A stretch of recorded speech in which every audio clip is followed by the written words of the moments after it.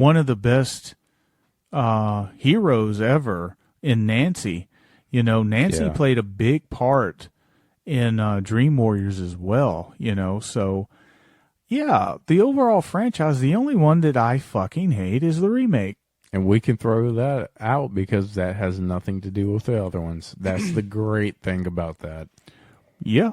So that was my 3. So what's your 3? My number 3 is Friday the 13th franchise. Okay, I'll let you talk. Okay, cool. This franchise is controversial. is probably the best way to put it. A lot of love and hate goes into this franchise. A lot more love for me than hate. I think it's a solid, consistent franchise. From Friday the 13th, part 1, 2, 3, 4, 5, 6. I like Jason Takes Manhattan. Fucking sue me. I'm in the minority with the Thunder. I know that one of his favorites is Jason Takes Manhattan. I know that the audience says it should be Jason Takes a Boat Ride. Whatever. Kiss my grits. It doesn't even take place in Manhattan. It's filmed in Canada. All right, whatever. It's still a good movie. I still like it. Have you seen Toronto? Have you seen Toronto? It kind of looks like Manhattan. A little bit. They did good enough to fool me as a kid until I got to looking in the the nerdy shit behind the movie and everything. Right. I don't like Jason Goes to Hell. I know there's a few people out there that like it. Personally, I think Jason looks fat in the movie. I don't like the way Jason is. I don't like the way Jason looks. I do like some of the kills in the movie. I like the kind of gritty feel that it does have. I can find kind of the good parts about it.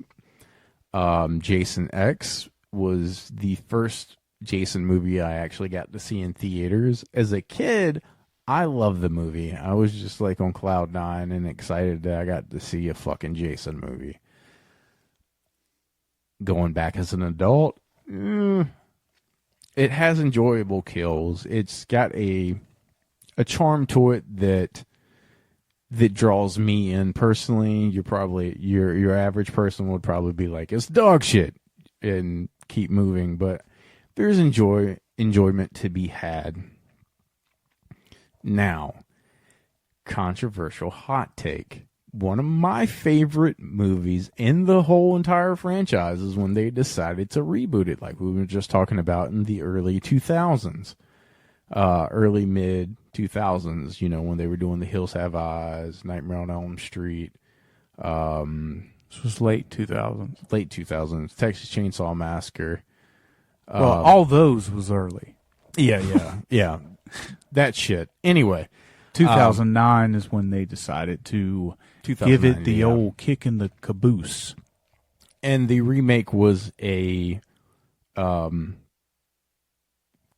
first two Friday the 13th movies pretty much put together. Actually, you could probably even say 3 because, 3 is when he found a hockey mask. That's true, too. Yeah. So the first 3. Yeah, you get his mother, you get the sackhead, and you get the hockey. Yeah. And I love the way he looked in the remake. Like, the way he looks in the remake, other than... I like Redneck Jason. I think it was just something about him that was, like, cool and different.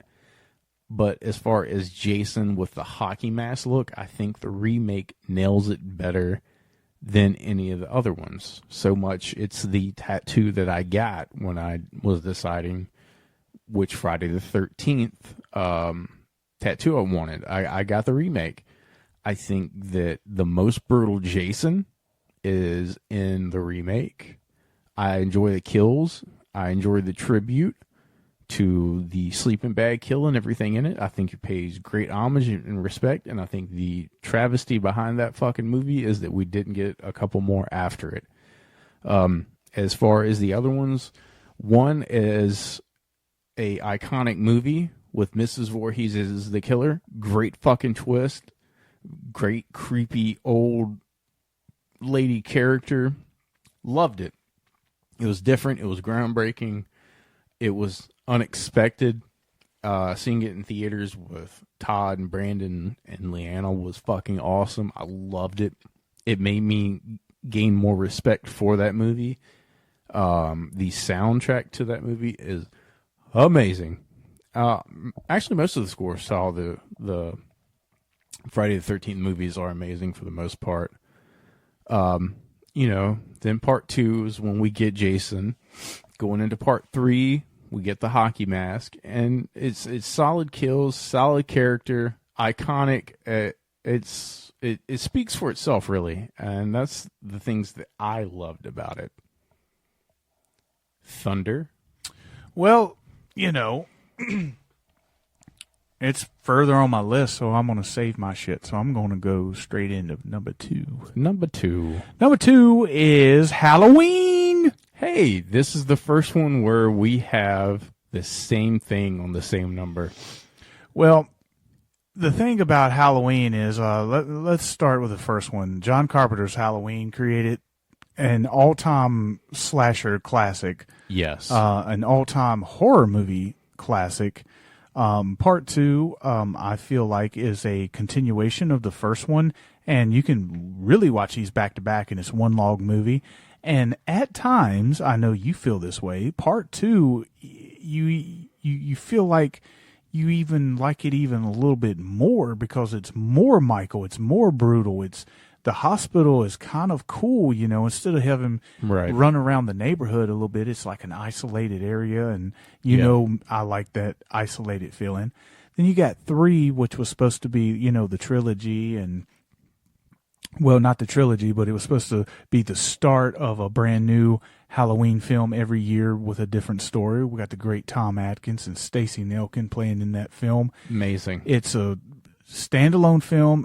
I don't get me wrong. I understand the controversy, and I understand that Michael Myers was the main focal point, and it was a popular character.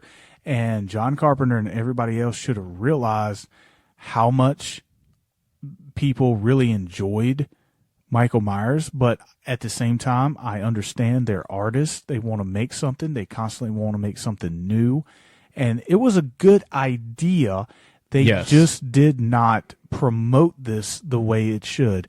If this movie would have came out today, you would have social media, you'd have Facebook, you'd have TikTok to promote people, to let people know this is not what you expect it to be. But then again, people are fucking idiots, because even with the new trilogy, you get asked the same question. Where's I thought Laurie had a son, not a daughter. I thought Laurie died in Resurrection. What is this? How come they don't recognize this and that? Well, it's been several outlets to tell you that we ignore everything past the first one. You still got those out there. You still got fucking, idiots, I guess. Anyway, you got part 4, The Return of Michael Myers, which is exactly what it sounds like. Danielle Harris does a fantastic job in this film. Yes. Michael Myers, the mask is not that great, but it's about the story, which I can overlook. It's probably one of the worst masks in the franchise, which is crazy. 100%, which sucks, because it's what takes away the most from that movie. Well, to me, it doesn't ruin the movie. I still put it pretty high on my favorite Halloween list. No, it doesn't ruin it, but it takes away. Like, could you imagine if it had if the mask from one? Yeah, so if it had that mask, it would be God. We would be talking about that like the first one. The 5 is kind of a continuation, but then they could try to take it into that Thorn storyline, and it kind of has that funky ending to it. Yeah. With the blow up at the prison and everything. And I think that would have been okay if they would have kind of explained that at the beginning of 6. But 6 had so many problems, which is crazy, because I enjoy both versions. I enjoy the producer's cut, and I enjoy the theatrical cut. The theatrical cut is much more of a straightforward slasher film, kind of a continuation. The producer's cut is them saying, "Hey, let's do something a little different," and it was a disagreement.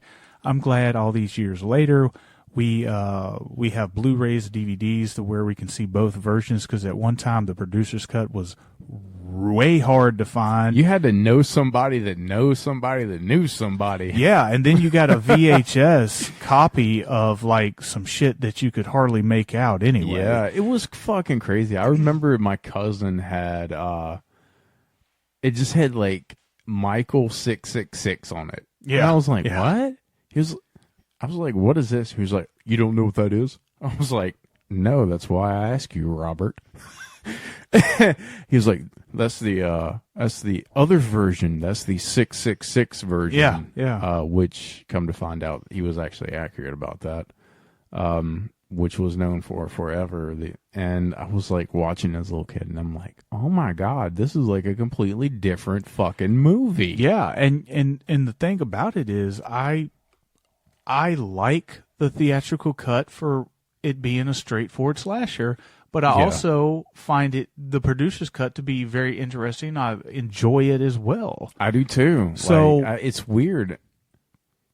We end the 90s, right, in 98 with the 20th anniversary with Halloween H2O. This one is with Jamie Lee Curtis back, and obviously it ignores 3, 4, 5, and 6, right? It didn't say it ignored it, but it alluded to it. When you watch it, if you're like, I don't know what's going on, you're a fucking idiot, right? And so my problem with H2O, again, like, I love H2O, but the mask. Yeah, the mask is not that great, and I personally, for me, I feel like they try too hard to make it like the original, and it falls flat for me, because there has been, part 2, we'll skip 3, go 4, 5, and 6, and we get a bunch of death scenes in it, and we get Michael at Brutal, and then now we got H2O, and it's slow, and the death scenes are few and far between. I'm one of the few that I love H2O. But Michael, like, I was explaining it to Leanna the other day, that when I see Michael with eyes and looking, it takes away from the character, because with the blackness and the nothingness, you feel like he's not more of a person, that he's more of an entity, like he's not human, because the eyes are the window to the soul, and you don't want to believe that Michael has a fucking soul, right? Yeah. And that's where I believe they fucked up the most, is when you give Michael eyes. That's where you fuck up, because you're giving him a soul, and this should be like a great white shark. Like you've said, personally, this motherfucker is soulless. And when you give him eyes, you just you give him a warmth to him, and you shouldn't. Yeah, and I didn't hate H2O, but it's not high on a pedestal for me. Right. Resurrection is it's an okay film. It had the right idea. It was early 2000s. The internet is getting very popular. For the first time, webcams are becoming extremely, popular and a thing like that. Yeah. So I appreciate the fact that it's trying to bring it into a new generation. Yeah. It's just, I didn't, again, I got a question. The mask, I didn't like the mask. It almost looked like he was frowning or mean mugging somebody. Michael. And of course, Busta Rhymes, unlike the LL Cool J in H2O, which I think was a great background character, yes, I thought Busta Rhymes took away every fucking good thing about this film. Yes. Like, every scene that he's in, it's about him. It's not about the scene. It's not about the movie. It's about, hey, I'm Busta Rhymes. I'm in this movie. Every time I'm on screen, I can't even tell you his character name. I just know him as Busta Rhymes, because to me there is no difference between Busta Rhymes and the character that he played. I agree with you 100%. He took away. He was loud and he was fucking obnoxious.